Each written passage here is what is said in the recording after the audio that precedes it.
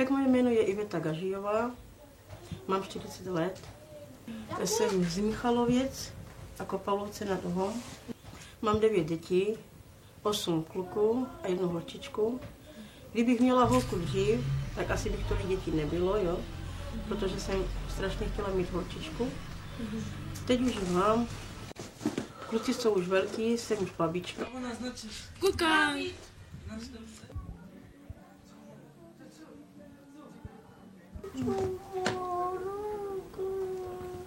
Dobrý, a běž ukázat to tátovi, jo?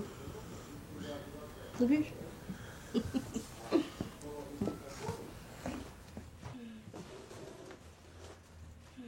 Nejvíc věřím na Boha, protože byla jsem, no říkám, máma 8 dětí a vždycky jsem žádala Boha, aby si měla holčičku. Pak jsem měla jednou sen, že pojedeme v Čechách a že budu těhotná, budu mít holku. Po 2 let se nám to splnilo, jo. Šla jsem doktorovi na tu prohlídku a pak mi tam řekli, že já jsem se ptala, jestli to bude holka nebo kluk. Taky ten doktor mi říkal, že 99% máte, že je to holka. No já jsem tolik začala tam brečet, že ten doktor nevěděl vlastně, že co je se mnou. Tak jsem řekla, že jako z toho radostí, jo.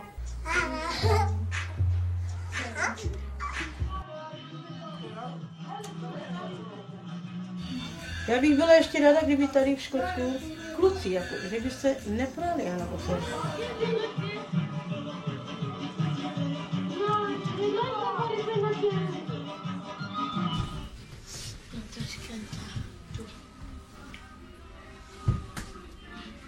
Já poručím, aby nedělal tohle, aby ne. A můj kluk to dělá, víš? A nemůže se s tím pomoct, protože je teď uverpě. Co se dá dělat? Když na něho nadávám, nepřijde domů a už se bojím, kde je, už breču a tohle.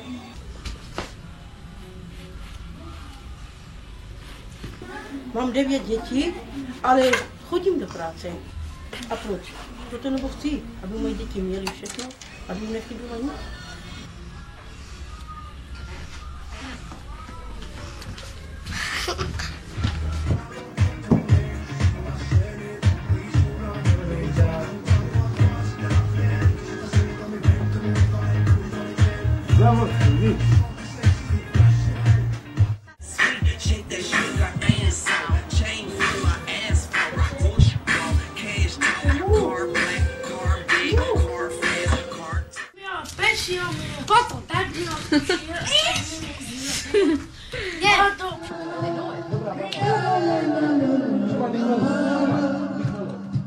Bebito moja miła, bebito moja miła, na noc.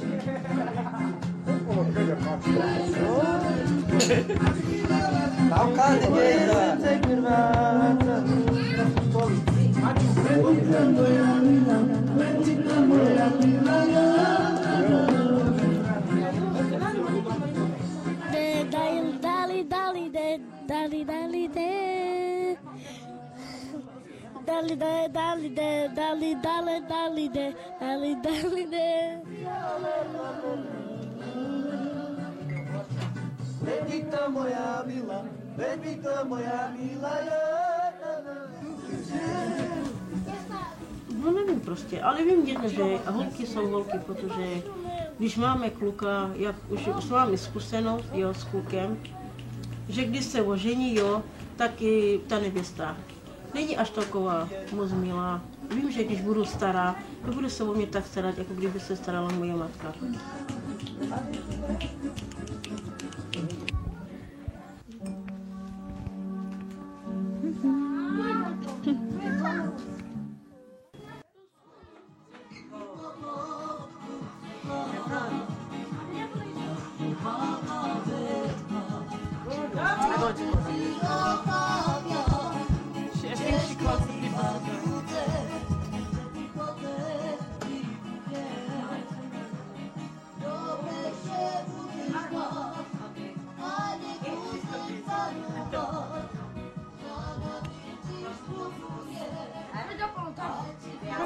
Come